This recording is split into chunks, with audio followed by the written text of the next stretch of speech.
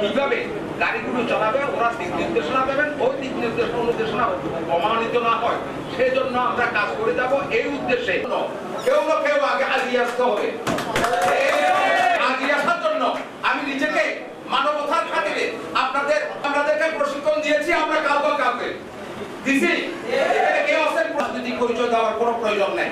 আমি একটা কথা বলবো, আপনাদের যে কাজ করতে হবে মেয়র মহোদয় এবং আমাদের প্রশাসনিক কর্মকর্তা পুলিশ আমাদের শ্রম মেহনতে মানুষের কল্যাণ। আমরা আমাদের দুর্দশা এবং এলাকায় চলাচলরত ব্যাটারি রিক্সা সমূহ, তাইলে আমরা আন্দোলন করতে বাধ্য হব। আমরা বাধা দিয়ে কমে ফেলছি অনেক, কিন্তু যারা ছোট বাচ্চাদেরকে গাড়ি দিবেন, আমরা বাচ্চা থাকবে ড্রাইভারি করবে, সেই মালিকের সহ আমরা মামলার আওতায় আনবো।